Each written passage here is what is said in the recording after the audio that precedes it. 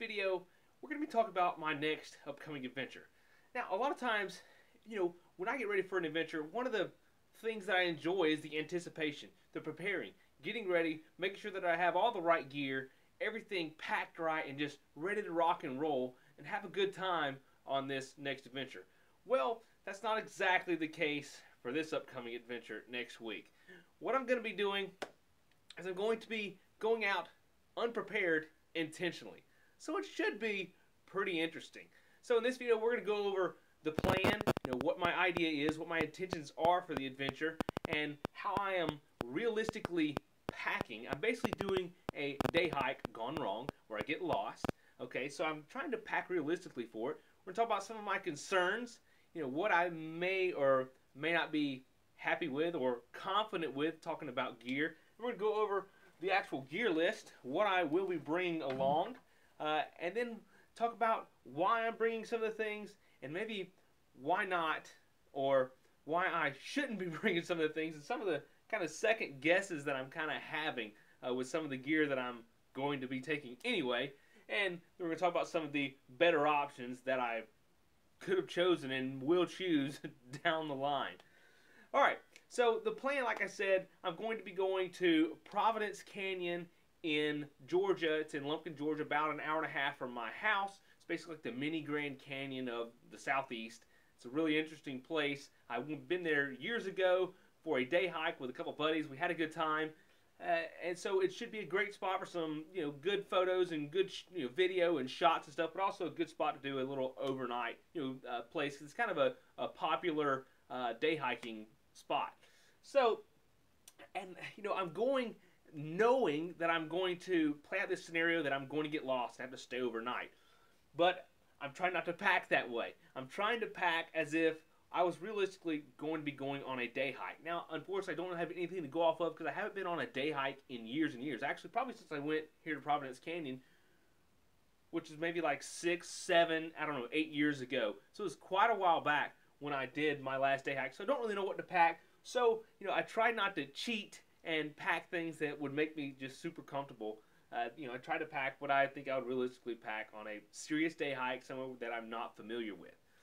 Alright, and what are my concerns? Basically, I'm not really concerned about people or animals or things of that nature. I'm kind of concerned about staying warm. Now, the weather forecast, the highs are going to be in the low to mid 60s and the lows around 40, 43 degrees. So that's kind of chilly. Fortunately, when I checked like 2 days ago, there wasn't any rain in the forecast. Wait, actually there was. There was a little bit of rain in the forecast. So I'm not really sure what to expect there. But, so that's my main concern, is going to be staying warm, because as you can see, I'm not bringing a lot of stuff to keep me well insulated and stuff. So that's going to be interesting. Alright, so let's go over the gear and what I'm actually going to be bringing on this trip. Alright, first thing, I've got my backpack. This is an older backpack that I've had for a while, and as you can see, it's pretty small. I think it's like a 12-liter backpack. It's the Kelty Ridgeway pack. So, I don't know. Whatever I can fit in here is what I'm bringing, and I have got it packed something solid, okay? It's really tight. So, for my windbreaker layer and rain waterproofing jacket, I've got my Frog Togs Extreme Light Jacket, because it is extremely lightweight, and it's a good windbreaker layer. I'm going to be bringing that with me, because this will be something I for sure would bring on a day hike. My only water is going to be a bottle of Smart Water, because this will integrate and hook up to my water filter system. And, alright, let's go into the pack. Right up here in the front compartment, I have my Black Diamond Spot headlamp. I would bring this with me, 4Ks and stuff. I have my first aid kit that I just put together. If you haven't seen the video, go check it out. It's just like the last video I made. You need your own first aid kit. I have my Gator suspension multi-tool that I always carry with me. And I'm also going to be tossing in the Mora Light My Fire knife. And of course, this is the one that has the fire steel on it, or the whatever you call these things. Ferro rod. See, I don't even know. I'm not a big gear junkie or survivalist dude, but I'm trying to go survive. And then down here in the bottom, I've got this thing packed so tight. this is my shelter and kind of, I guess you could say, insulation. Basically, I have an emergency blanket the same one that I used on the last adventure down the Chipola River. So it's just a fairly inexpensive emergency blanket. Then I have also, we'll go ahead and get it out and I'll show it to you. Emergency blanket, we know what that is, just like a piece of tinfoil, right? Then in here I have what's called a casualty blanket / emergency blanket. So it's kind of like a more heavy-duty Mylar blanket, but it is olive drab on one side, and then it has the the reflector Mylar on one side. It also has little grommets in the corners, so I can essentially tie this up as a shelter. But this thing is not very large, so it's not like, I don't know how big it is, but it's not super big. We'll find out when we get out there, or you guys will, but it's not very big. So I hope it doesn't rain, but if it does, I may have to end up using this as part of the shelter to stay dry. So I don't know. It's going to be, this is what I'm worried about. We'll go over this a little bit more in just a few minutes because there's more concerns to this stuff.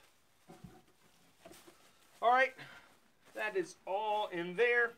In this little bitty pouch up here, I have just a couple links of Zing It rope. Love that stuff. And I also have a few zip ties that I'm going to be bringing. I always have these on like a kayak trip. Always have these in my PFD and stuff. Always good to have some zip ties.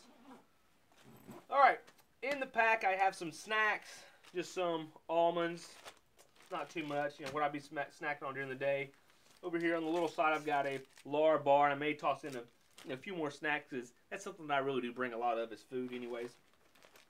I have my little, you should say, little personal / survival bag. This is going to have a little piece of fat lighted wood in here to help start my fire, some waterproof matches, a lighter as well, and it also has a little packet of a little MRE toilet paper.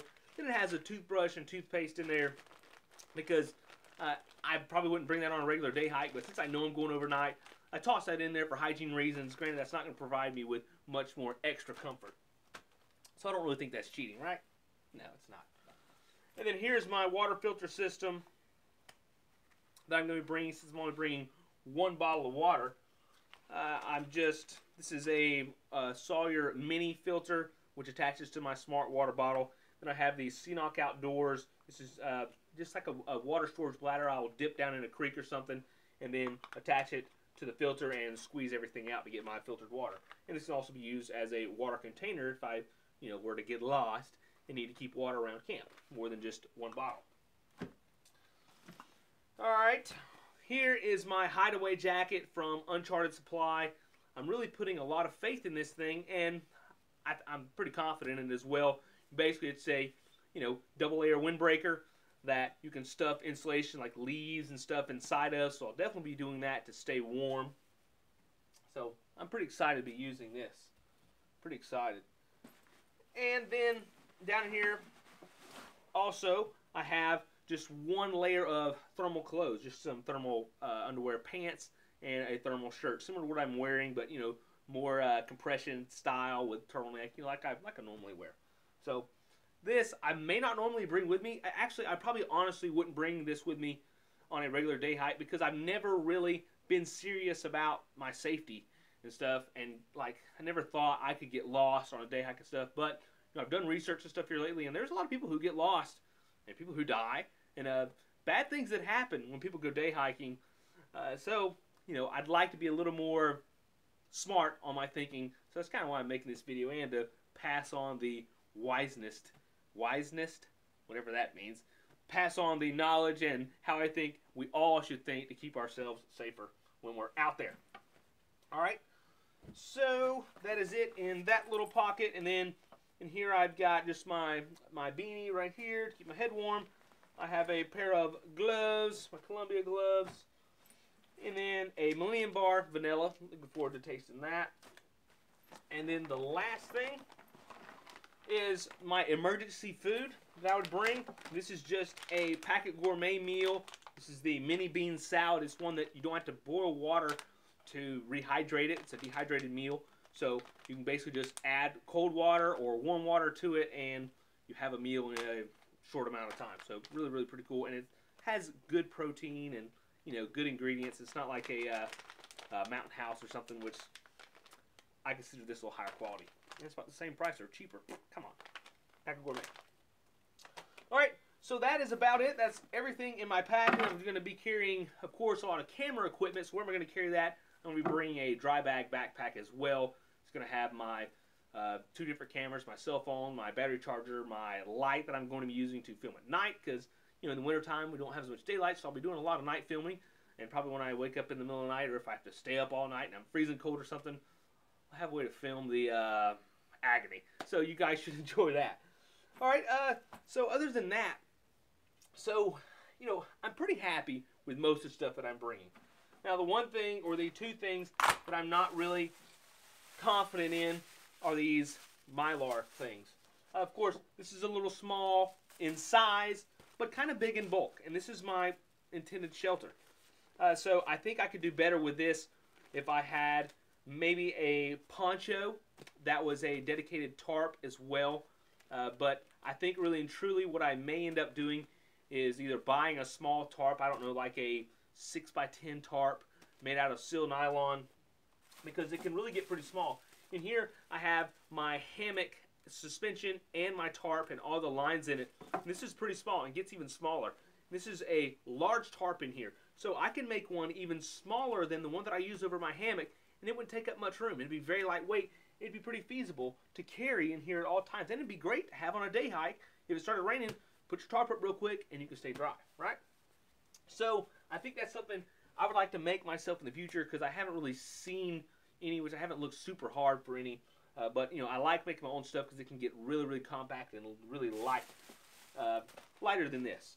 All right, and then I guess this is more of a major concern, more of a, I guess, safety concern here, is a Mylar blanket. Now, in the last few days, I've been doing research on these Mylar space blankets, and what they're actually intended to do, they were made to use in a emergency scene, like an EMS scene where there's some medical attention needed.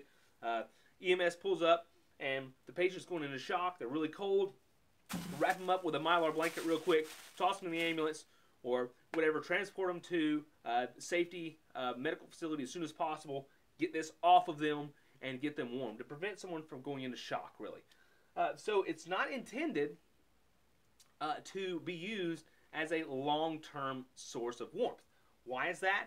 Because you get inside this thing, your body cannot breathe. Moisture will, and condensation will form inside here, and you'll sweat essentially, and you'll be getting wet. Well, what everyone knows, when you're wet and it's cold outside, what happens?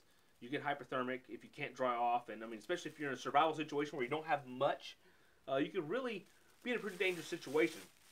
So, but these are marketed so well, as you know, you see they sell bivvies, they sell hoods and all kind of space blankets and survival blankets that you're supposed to use out in a survival scenario, but I don't think that it is a good thing. I think it's more of a kind of a, I don't want to say gimmick or something, but I don't think it's a good item.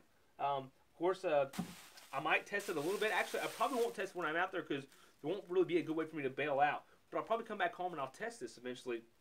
But I'm pretty confident from what my research is that that's going to be true. That it's not a good thing to use. So what I would like to have instead of that is, I really don't know. Maybe a quick way to get warm. But I'm probably what I'm going to end up doing is using just foliage and stuff. And yes, I see someone said it's used as a reflector to keep you warm. Like, all right, so yes, that is very, very true. So if you have a fire set up, you can make your shelter out of this, make a lean-to with it. So you have your fire down here, and the heat radiates up, and you're sitting under here, so it kind of supposed to reflect the heat onto you. Well, okay, that's all fine and dandy if you want to stay up and stoke your fire all night. Or what if it's raining? You know, like a lot of times in a survival situation, you're not going to realize that you're lost until it's dark. Until you've walked and walked and walked trying to find the trail again. You're like, oh my goodness, it's dark. What am I going to do? I'm lost. Okay, oh, it's raining. Oh, I need to start a fire. Oh, wait, it's wet. Everything's wet. I can't start a fire. And plus, if you do start a fire, are you going to want to go out all night and keep gathering firewood in the rain or even just in the cold? What if you're tired? Man, I want to gather firewood all night, so I don't want to have to be stuck stoking the fire all night just to stay warm. I think I'd rather be bundled up in something rather than having to have that fire burn to stay warm. So those are my thoughts on it. And so my main, I guess, priority is going to be just staying warm. Whether I have to weave something out of sticks and something or another, grass and stuff, I can do that to stay warm. Yes, you could create a long fire, but that's a long fire. That's a lot of wood. It takes a lot to burn that all night. And it usually gets cold or coldest in the early morning hours, 3 a.m. till sunrise. And you're going to be tired, you're going to be probably out of all your firewood by then. If you got caught late and you didn't gather a lot of firewood because you're out there lost. So yeah, you could use different types of fires, but the premise that I'm getting at is a fire is something that I don't want to have to depend on to stay warm. I would like to be able to just be warm in other ways, because what if you can't start a fire? What if you don't want to start a fire? What if you're injured and you can't go out and gather firewood, but you have this piece of gear that you are depending on? I have to have a fire for this piece of gear to work to keep me warm. What if you can't have a fire? All right, wouldn't it be nice if you could have something just as small that you could use to keep you warm? Well, I've got an idea brewing in my head for something that would work, I think, pretty well for that, and I'm going to be playing with it here in the near future and talk to some people who could do something with it. So, you never know, but those are my thoughts so far. So I think, there are some better options than what I'm carrying, but like I said, I want to do this realistically, and, I didn't go out and buy any new gear for this. Like, I would love to have a little bit bigger day pack, but I don't. So I just said, all right, Trip, whatever I can fit in here is what I'm going to go with. Whatever I've got is what I'm going to go with. Whatever I think is going to be the best thing. Whenever I first thought of this, what my first ideas were, like this, before I researched it, and my casualty blanket before I, opened it up, saw how big it was, and for things like that, before I really started to think about the gear, I grabbed it. So that's stuff I'm going to use. So this is going to be a pretty real situation. Granted, I don't think my life is going to be at risk or anything, because if I need to, I can stay up all night and I can keep the fire going, which is not what I want to do, because I like to sleep. So that's my intentions. So it should be pretty interesting. I hope you guys are just excited about it, and I really hope that I have cell coverage while I'm there at Providence Canyon, so I can go live and show you guys my suffering, because it would be so cool to be able to go live at night when I'm sitting there shivering, freezing in the cold, maybe in the rain. So stay tuned for that. Be sure you have the notifications turned on for my channel. If it's basically, if you want to do that, go to the channel page or any page where you see the subscribe button. There's a little bell icon. Click that bell icon and you'll be notified each time that I go live. And for all you guys who are saying, oh, I finally caught you live, Trip, well, be sure you have that bell selected and notifications turned on. All right? All right, well, that's about it. So I'm going to hang out with you guys live for just a few minutes, because I have got to go to the gym for a little bit and work out and just punish myself so I can be tougher, stronger, faster for the next adventure. All right, so he's going to freeze. I hope I'm not going to freeze, electrician. I'll make it, Nate. Come on. You guys know. I'm really not going to put myself intentionally into a situation that I don't think is unsafe without some sort of contingency plan.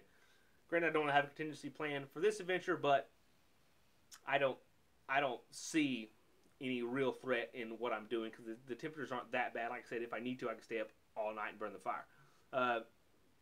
Let's see here. Yes, strong zip ties. Hey, what's up, Will from Tasmania? Hey, good to see you, Will. Good to see you, man. What's the workout plan? Yes, it's CrossFit. I do CrossFit a lot.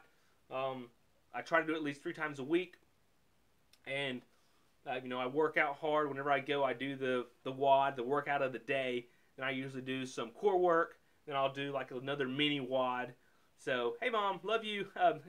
So I work out pretty hard for an hour and a half, 2 hours. But working out is great and all. But if you want to get a better physique and better health, oh, see you, Nathan. Most of the results are going to come from the kitchen. It's in the diet, okay? It's in the diet. 85%, 80% of your results are going to be in the kitchen. And I'm pretty hardcore about what I eat, and try to eat pretty good. I do intermittent fasting. So, eat good, you'll perform good and you'll lose weight and look better, I guess. It only gets down to 60 degrees down here. He'll be fine. No, it gets lower than that. Yes, I'm very glad I'm not up in Ohio.